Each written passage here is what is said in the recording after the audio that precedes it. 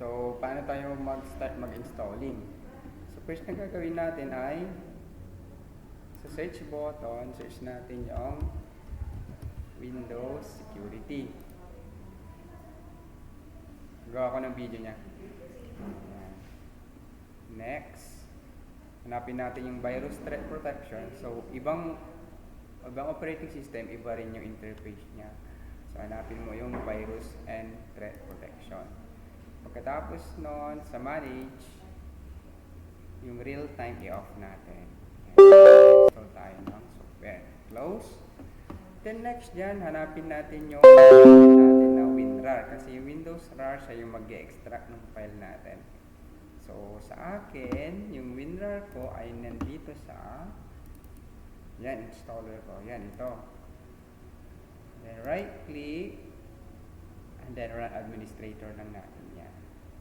Yan. Tapos run administrator, yes. And then install. And then itoggle all lang natin. And okay. Done.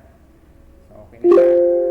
Next na ma-install natin yung WinRAR, Windows RAR. Siyempre, magiging ganyan na yung file. Ito yung installer natin ngayon, which is yung Adobe Illustrator. So, highlights mo siya, isang click, left click, and then right click, and then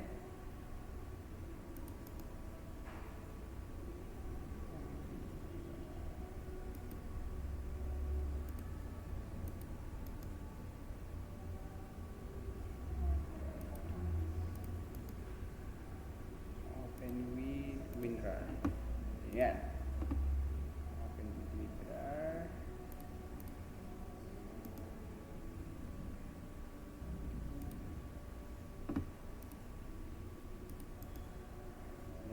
Hanapin lang natin yung ganito, yung extract files.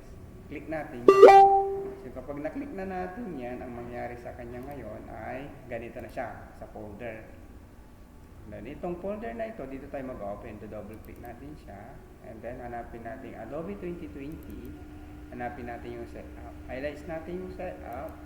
And then right click, run administrator. Yan, and then dire-diretso lang yan. Yes, walang no dyan. Yes, launch. Yun lang. Then mag-install na po siya. Ganun lang.